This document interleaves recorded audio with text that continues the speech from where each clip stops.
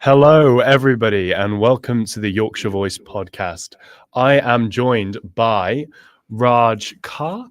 How do I pronounce Core, a bit like apple core. Apple Core. I know you told me the other day, and That's I completely all right. forgot. I'm sorry. Hi, guys. Courtney Brady, otherwise known as Beans. Hi. And Holly Hughes. Hello. Now, we've got a brilliant show for you today. We're going to be talking about a variety of things, from life on other planets to the National High Five Day to the excitement we have for the bank holiday weekend, which is coming up. So let's start with that incredible news that we heard today, that there are signs of life on a distant planet K218b. Just rolls off the tongue. Has shown promising signs of molecules which can only be produced on Earth by simple organisms. Now, what are everyone's thoughts on this? Well, firstly, what's a simple organism? I think it's like bacteria. It's similar to what we have on Earth as algae, apparently, is the best way we can compare it. Oh, It's like plankton, bacteria, single cell organisms. Yeah, I don't think it'd be something you could see. No, it's not a little green man by any means. Not yet, anyway. Not yet. We don't even have them on Earth, little green men. No. Well, some people think we do. Yes, apparently. Apparently. I've Yeah, never we'll seen get one. into that later. I mean, I think it'd be naive to think that we are the only planet within all of these solar systems to, sustain the only form of life. But what does it mean that there's algae on a planet 3 billion light years away? What does it mean for us, actually? Yeah. I think it's, in a universe that we haven't even fully mapped out yet. We only have the observable universe, and the borders beyond that are, for all we know, infinite. It seems clear that, within an infinity, it's likely that it happens more than once. But it's that famous thing that people say, there's two possibilities. Either we're alone in the universe, which is terrifying, or we're not alone in the universe, which is terrifying. And so we've not really got an easy option out of this. And I think at least with life on another planet, that there's something interesting going on. We have something to do. Absolutely. I agree with you, Beans. I think it'd be quite naive of us to think that the human species is the only species to exist in the whole of the universe, and the universe is constantly expanding and it's more or less never ending. I'm personally, as a bit of a science geek, and into space and the final frontier and all that, this is really, really exciting for me. And it sounds like, it's trillions of miles away, like trillions of light years away. Sorry. Yeah, what is it? It's 700 trillion miles away. 700 trillion miles, which seems like a lot now, but with advancing technology, you never know. We might be there quicker than you think. Hop through a wormhole. We'll be holidaying and hanging out with the algae in the next decade or so, probably, won't we? But it's like the molecules in the atmosphere of this planet. So the predictions are in 1 or 2 years we'll have we'll be able to know if there's actual life on the planet itself. So this is just in the orbit of the planet. So I think it's a really positive sign. But like you say, what does this mean for us on our planet? Is it like a hi neighbor, hi neighbor kind of thing? I don't really know. And well, I mean, if human history is anything to go about, probably not going to just be a Aya, is it? If there's any history book to look at. Are you saying we're a Karen planet? Me. You said that, not me. I am not associating Earth with a Karen. We're going to colonize the algae. It is fascinating from an evolutionary perspective as well, though, because I think, or at least I would have assumed before, any life form that is out there on other planets is going to have been developing for exactly the same amount of time as we have, if not more. Yeah, if not more. Yeah. So it's like, are we looking at something like Earth and we're watching something that's very early stages of evolving? Yeah. That's what it made me think about. And it's the thing about, consciousness. We don't know what consciousness looks like in other forms, just because that's what we mean, really, when we're saying life. It's nice to think about algae, but what we're fascinated in is, when we say life, we're thinking, is there something that is out there that has the level of consciousness that humans have?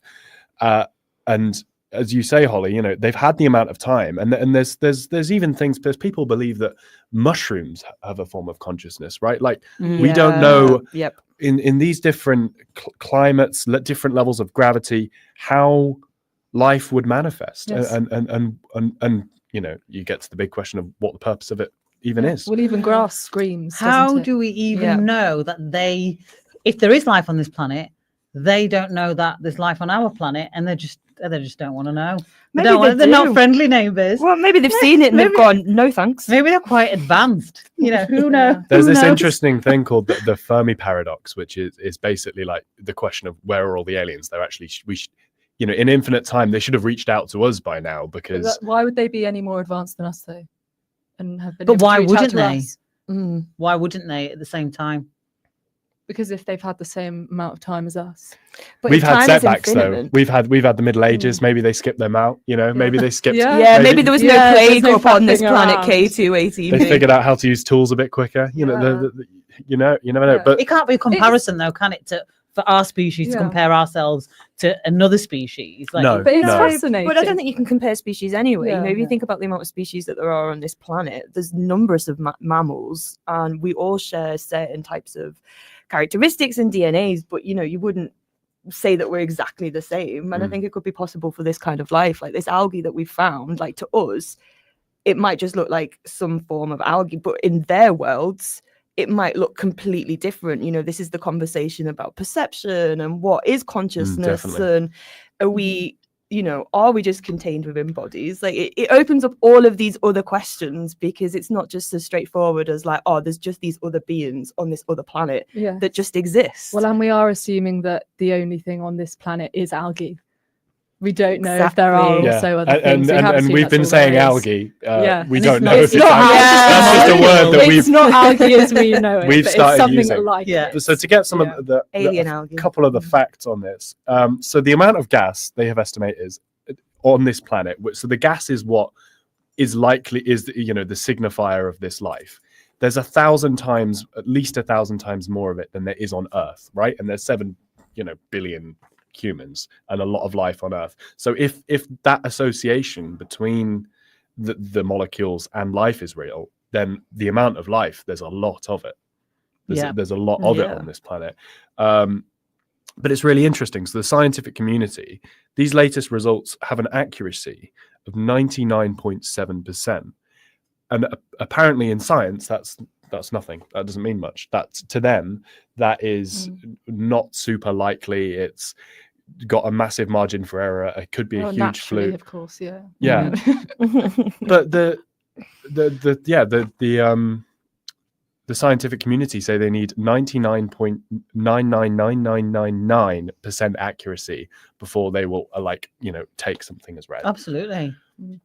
Yeah, I mean, you'd have to be really, wouldn't you? You couldn't just say, "Oh, yeah, there are 100% aliens." You know, you can't.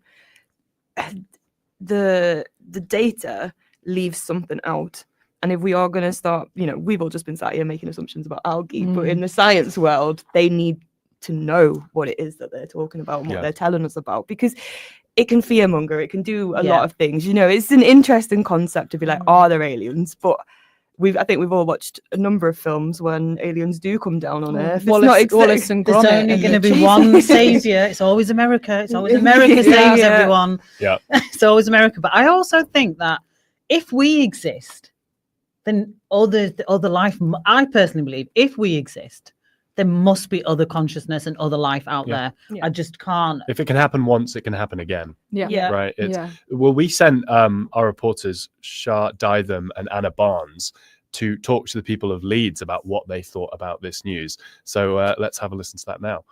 Aliens are kind of people who visit our planet. They come in different disguises. I think they're looking to integrate with Earth's community, and I think they're around us. Do you believe in that? Not really, no. Do you believe in aliens? No, never heard of it. An alien? Have you heard of aliens before? Aliens? Oh, I've heard of them, yeah, but I don't know what they are. No? Sorry, darling. That's okay. Light years away. What do you We're think? never going to get there, so we're never going to find out.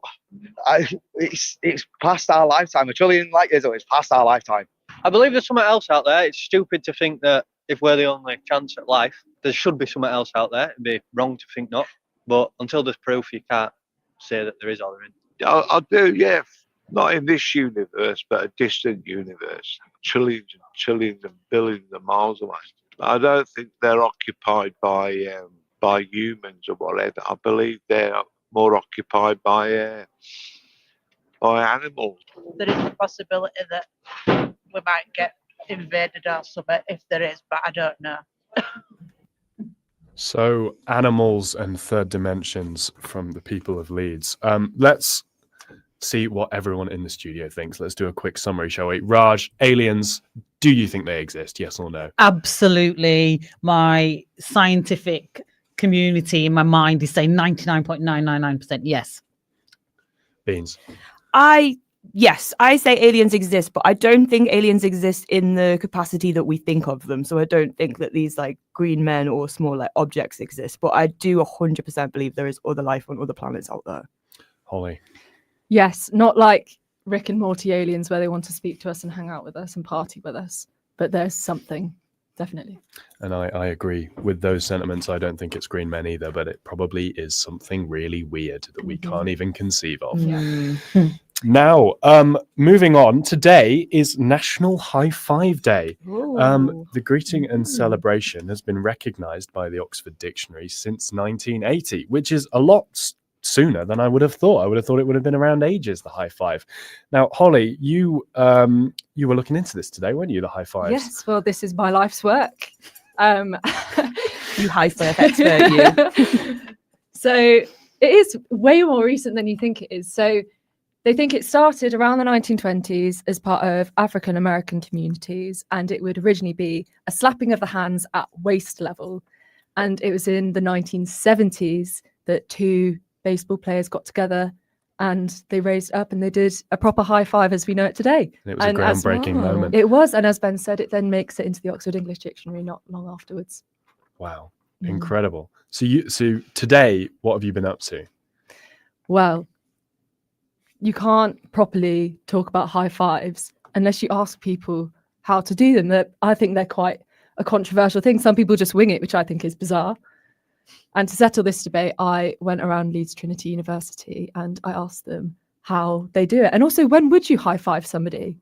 And I found out a lot of interesting things. Yeah. So most of the men that I interviewed said that they would only do it for sport and to celebrate some kind of sporting achievement. That's really interesting. Yeah.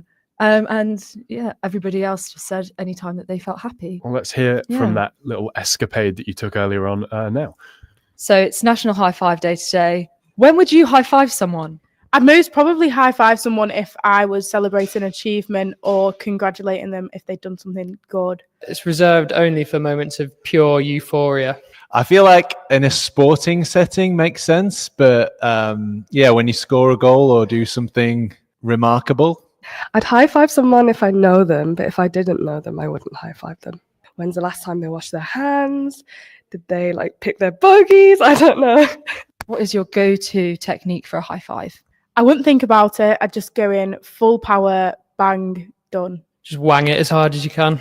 I look at their elbows and see if I'm doing it right. Put a target on the middle of the palm and just slap it as hard as I can. Wow, some very varied responses there. Yeah, people are way more passionate than you think about something seemingly so small. Euphoria. Euphoria. It's certainly a way to high five. So have we got preferred techniques, Raj? How do you do a high five? Do you know, I think it's a natural instinct to just do it however it comes. But actually what I've just found, thank you for your research there, Holly, quite interesting, is it was in the Oxford District since 1980, did you say? 1980, yeah. Yeah, so that's when I was born. And I'm thinking, wow, it must have been a really high five, happy moment. You brought the high five into this. Yeah, it was actually really good.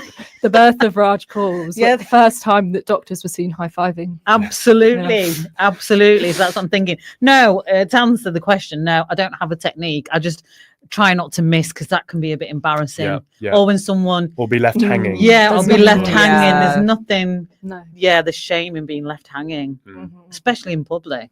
Yes, you have to announce it, don't you? Yeah, like, oh my God, you left me hanging. Don't leave me hanging, bro. Yeah. Or worse if you miss.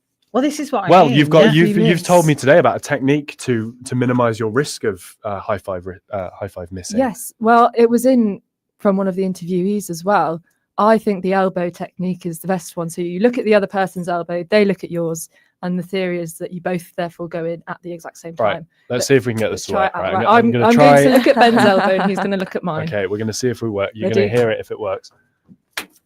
There we go. It wasn't the solid best. connection. No, there wasn't. I was a little bit It wasn't the distracted. best. And to be honest, I wasn't really looking at No. the elbow. Right, let's go Try one more again. time. There you go. You got to look at the elbow to There we get it go. right. That was That was a nice. good one. Yeah, yeah, That yeah. was a good one. Yep. Nice. It was Nice sound. heard in the studio, which is what The we only need. the only issue I've got with that technique is if you do it in a moment of spontaneity, like when you're really happy, it just naturally you just like, oh, high five, and you're not really concentrating. That felt very much like planned. Yeah. Planned Well, high it was. five. It was. It Yeah, was. so it's planned. like, You would be right Can you in really saying that plan it's a high planned high five? five. Like I've not. And also, I'm thinking, yeah, 1980. It seems recent, but that's not very recent. And is it there like a new high five? Are people doing something else instead of high fiving? Well, apparently fist bumping is more the rage now. We had Yeah, we yeah, saw yeah. elbow bumps for COVID, and now it's fist pumping and because I it's- feel like high fiving isn't cool. It's less Unfortunately, awkward. I'd still do it Yeah. anyway, but yeah. I feel like it's my generation, but not younger generation. Yeah, but I mean, high five is done in a celebration, isn't it? Fist bumping can sometimes be done of like a hello or as like a gesture of Yeah. acknowledgement and Yeah. like a handshake or something. And Whereas- you can be more subtle when you are left hanging for a fist bump. You know, it's lower Yes. down. It's not as obvious. You've not got your hand raised up. I like the demonstration Ben's doing right now. He's just taking us through some wonderful It's poses. a real visual medium radio. So, yeah, I mean, incredible stuff about Handshake Day, High Five Day, which, I didn't even know But there there was was a the day. game, wasn't there? Like I remember as a kid constantly. I used to love it. I don't even know what it was about. It was like, up high, down low, too slow, and Yeah, then to they the side. missed to the side. Yes. It was like a Playground game. It was a game. Yeah. playground game. So Yeah. it's got happy memories. Well, it does. It's actually, just as we wrap up on this, I will recommend everybody to do a high five because there is research that shows that high fives are actually really good for releasing dopamine, your happy hormone, and help with your Nice. self-confidence, your self-love, and just give you more positive thoughts because it links a physical action with that part of your brain. So if you haven't wow. today, high five someone or high five yourself. Yeah, for some self-love, go out and high Yeah. five. And your last high five fact before we move on is that a 2014 medical study found that fist bumps and high fives spread fewer germs than handshakes. So, if we have another pandemic and you're in desperate need of a physical greeting, Yeah. definitely If employ you're feeling a bit blue in the next lockdown, just, Yeah. get your dopamine. you know up. exactly Get what that to do. dopamine from that good old smack of the hand. Yeah. Now, this weekend is the big one. It's the biggest weekend of the Yeah. year. It's bank holiday time. We're very excited. It's Easter weekend. Raj, do you want to tell us a bit about your thoughts about this Easter weekend? I'm not going to lie. The only thing that excites me about Easter is the extra days off, to be honest, and especially as a parent, and it's always begged the question for me, like, what is Easter apart from the obvious religious, aspect for many people, for everyone, what is Easter all about? And some of the things I was thinking about over Easter was a bit like any other holiday. Certain shops close and certain shops don't. So shops closing on a Sunday, just on a Sunday, not on the bank holidays. Like, other than Christmas, Easter Sunday is the only day shops can close. And these are shops that have got to be 280 square meters have to close. So like large supermarkets. Yeah. Anything smaller, like your local shop, can open. And then it really did make me think about local shops and the demise of local shops due to these big holidays allowing other than Christmas or other than Easter, for all the supermarkets to be open on the bank holidays where they never used to be, and how that hasn't. And then you've got all the big supermarkets who have now got the mini shops like your Sainsbury's local, your Tesco extras. Express, your Yes. little extra shop.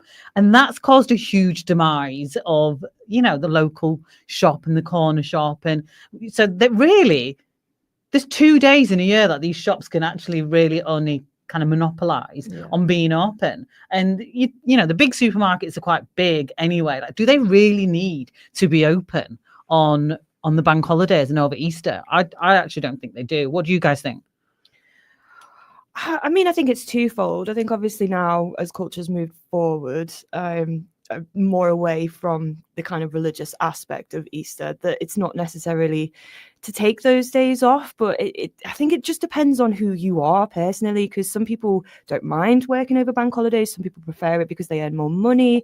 I think it depends on your own personal circumstances, which is what makes this conversation so much wider now. You know, if you think about it, 100 years ago, especially in the UK, Easter was very much a religious holiday.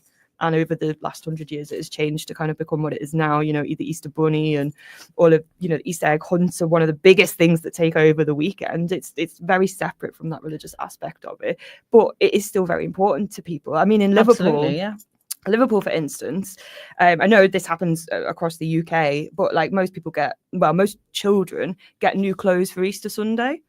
That was very much a thing when I was a kid. But I know in Liverpool, we used to get Good Friday clothes and Easter Monday clothes, and it was kind of a given.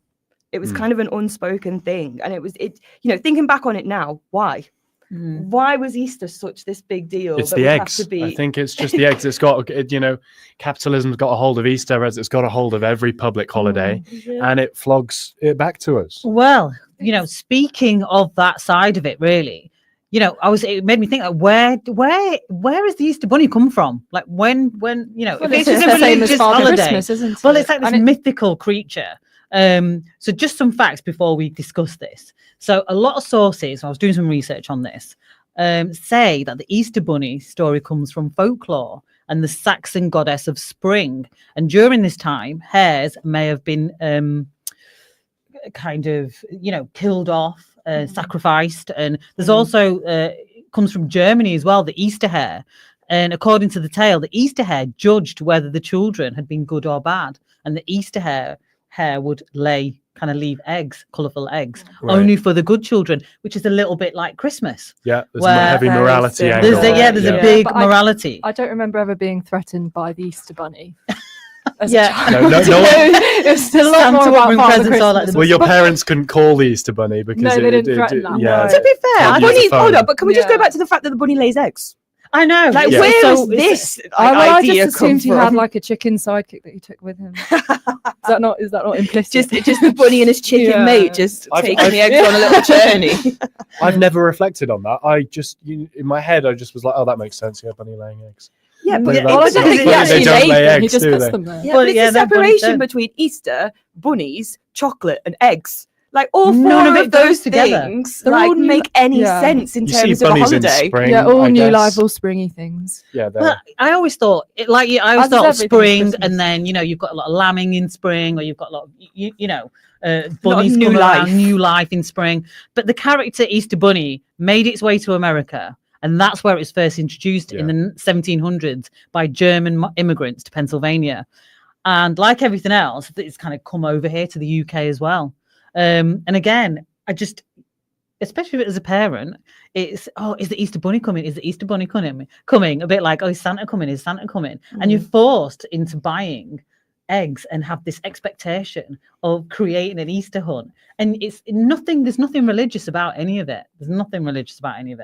It's all to do a little bit like how Christmas has changed for me, where it's all about presents for a lot of people and decorations, and the meaning of Christmas has been lost. Yeah. Has the meaning of Easter, has it been lost? Well, Easter is, for Christians, to my knowledge, the most important religious celebration that they have throughout the year as well, isn't it? But we make more of a fuss over Christmas, though, don't we? But I suppose it's more appealing to all people because you're getting presents. Yeah, and I think that's like a Western cultural thing, because Easter still is separated, and I think for a lot of people it's about family coming together. I think that's probably the one thing that most people have held on to about it. But like you say, it's still one of the biggest religious events, and although we are a country that doesn't necessarily have its main religion anymore, it's still integrated in our cultural being and how we kind of relate in familiar tropes and stuff. So it's it's interesting. Its place in the calendar is also quite important. Like, you know, we need that, you know, every third of the year we need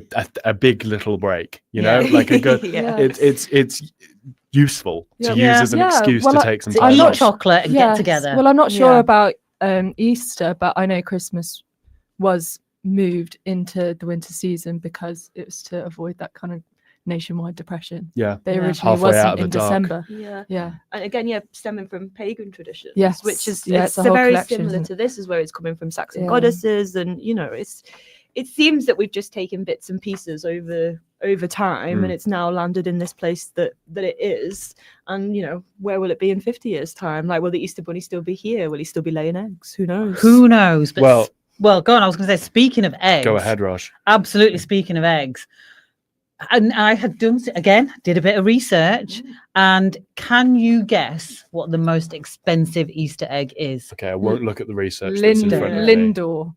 Lindor. Yeah. One of the most expensive ones I came across was about £7,000, but I Oh. know you found one way more expensive. So. Well, hold on to your seats, guys.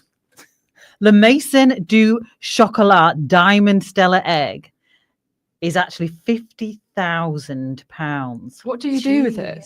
£50,000. Can you eat it? Is I imagine you is eat it, edible? Holly. It's got edible. diamonds. It's edible. What's the- It is edible. It is. So what edible diamonds? It was created by luxury chocolatier Le Maison du Chocolat, and it took over 3 whole weeks to craft, and has got 2 guards guarding it. So is it just one egg? It's 1 egg. So they make 2 one egg guards. a year. The Easter Bunny One has been egg. busy. How long do the guards have to stand there till it melts? Or Until where's it someone being decides to stored? eat it, I suppose. When would you ever eat £50,000? But in the When grand would scheme- you? when I'd you be like, think well, about just have that- the cash, please. Exactly. When you think about that, it's a bit obscene, isn't it? Really, like who would? Yeah. Like It's an £50,000 insult, really, It to- really to is. people. In a cost of living crisis as well, like one egg to cost 50 grand. That's more than some someone people's to want that. mortgage deposits. That's Well, the insane second amount of money. most expensive egg is a Fabergé inspired egg, and it's a whopping £25,000. So it's not even chocolate. It's Chocky Wocky Doodah Fabergé inspired egg. it doesn't even sound fancy. It doesn't even The- sound yeah. fancy. Then Don't there's even Wocky have Doodah. Yep, and then there's your £7,000 egg, William Curley's golden speckled egg, which is quite famous. What would you be willing to pay for your Easter eggs? Oh, £3 maximum. It's Fiver. they're hollow.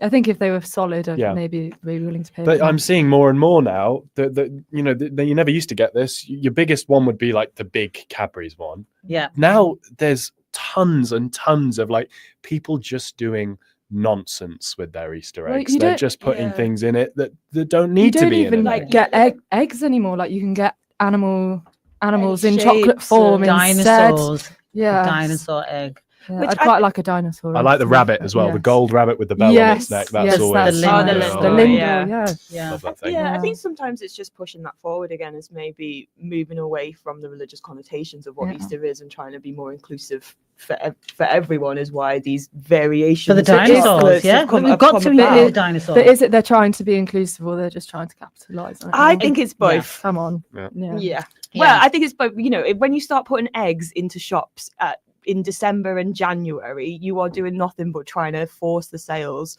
of those eggs. You're just coming out of Christmas. Not a lot of people have a lot of money, and then you're being shown these £10 eggs for to buy in 4 months' time. It's just Now I'm going to really show my age a ridiculous. little bit here, but I remember eggs. £5 is far too much for me to spend on an egg.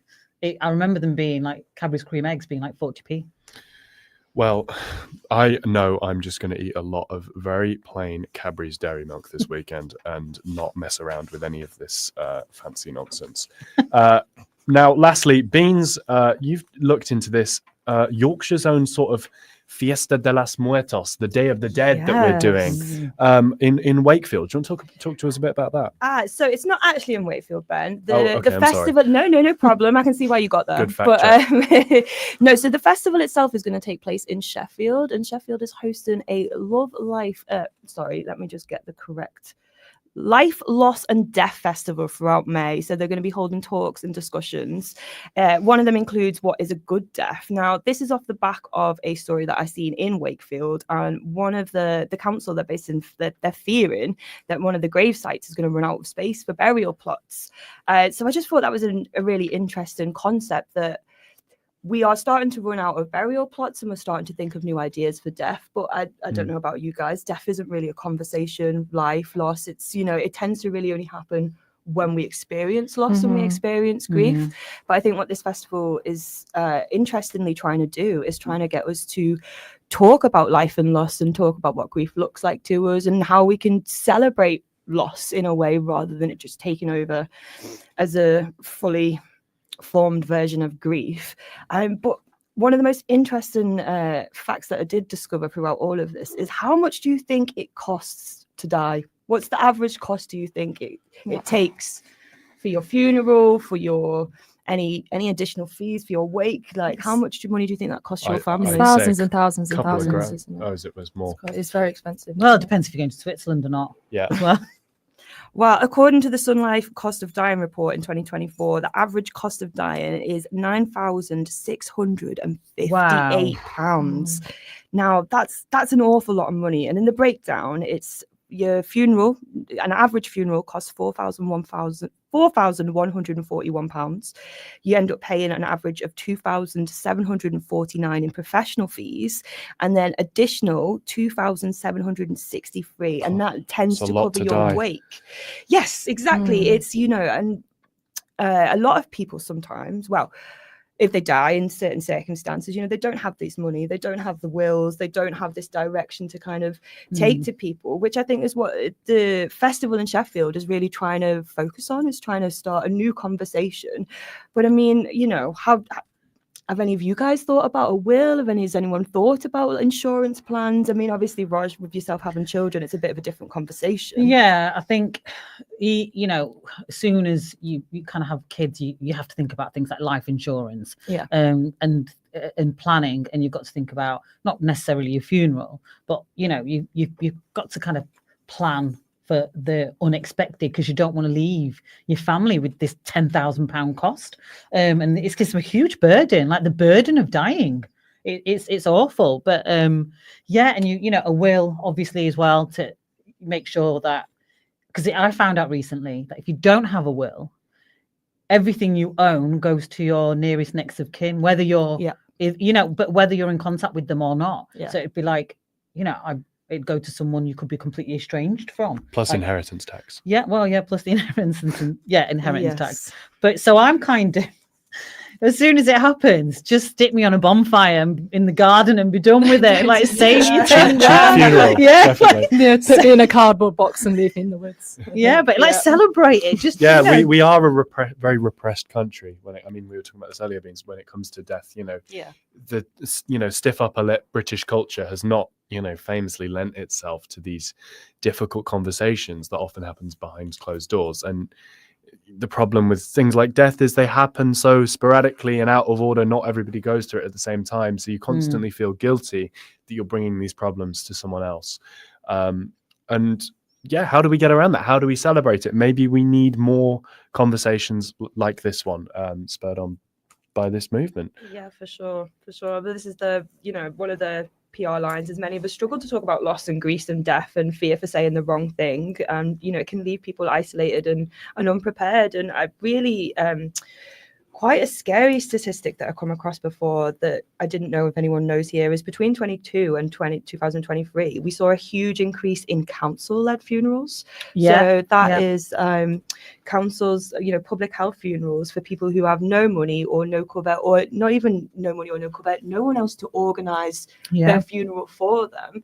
And if we think about, you know, the current decrease in birth rates, are we going to see more and more of that happen, do you think, with people being left on their own with very minimal families? You know, is it going to become a responsibility of the state to bury us? Like, what do you think about that? Well, I actually know someone who's had a bit of a, and this is quite, it upset me a little bit, because this person had a kind of, as you say, a state burial, but the amount of money they left their family and the amount of wealth they had was quite extreme, was a lot. They were wealthy people, yet they took the option of just giving them a council funeral. And I don't know how, I don't know the logistics behind it, I don't know if it's like is it means tested, I don't know how you know how it works, but it was like, are people going to become that selfish where it now becomes? But I the thing with me, I mean, you know, I have not properly considered my funeral, so I don't know if this is my genuinely held belief. We'll see 21, once I start. I think that's once okay, I start getting wrinkles, I might change my opinion. But I don't mind that much about. I'm worried now. Well, I'm going to be dead, so I don't You're not really gonna care. be that there much. anyway. As long as I can give my, family well, the one thing I do care about is that I can get everyone in a room and force them to listen to one song. What song? What song? Is it a funny song? I don't know yet. There's too many options. I've had too many ideas, so I'd just give them a playlist, and instead of organising the whole funeral, just go here, listen to all these, think of me, and I think that you go And on a that's walk. it. But you're Yeah. probably going to feel closer to that person than you would sitting in a cold, empty church. Well, hopefully not empty, but that I can see why people want a more personalised experience. It's just the way I think about it. Yeah, I mean it's a Well, some people celebration want of big life. fanfare, don't they? They want a huge fanfare and lightsabers. Yeah. Yeah, we're having some Jedi funerals. Is that the Yes. way we're gonna go? Maybe. Yeah, but one of the fascinating things that kind of made me think of is when my grandfather passed away, we didn't have a funeral. We had a celebration of life, and we weren't allowed to call it a funeral at all. Mm. And Oh, I I think really it's like that. actually really lovely. That is good. It's a really Yeah. lovely thing Yeah. to Don't- way to look at it, as you said. Were people Beans. dressed in black? No, we didn't wear black. It wasn't in a church. It was outside, and we literally took him into the woods, and that was it, really. That's And I lovely. think it's a really lovely way to do it. And I suppose that's what they're doing in Sheffield now. Is it's just completely shifting your perspective on what death is, what it means, and how to let people deal with it. Yeah, for sure. Yeah. Interesting. Well, we're going to have to lay this podcast to rest as well. Oh, I see what you dear. did there. Oh, Oh, dear. killed it. Because we're out of time. But thank you for joining all of us on the Yorkshire Voice podcast. We hope you've learned something and are looking forward to the wonderful Easter weekend, which is ahead of us. Don't eat too much chocolate, or do if you want to. You get sick I'll be after a having my while. £50,000 egg. Thank you. Yes, you got to get past the guards though, Holly. Yes, no problem. Yeah. Thank you for joining us on the Yorkshire Voice podcast. We will be back here on Wednesday next week, I think. So tune in then. Thanks.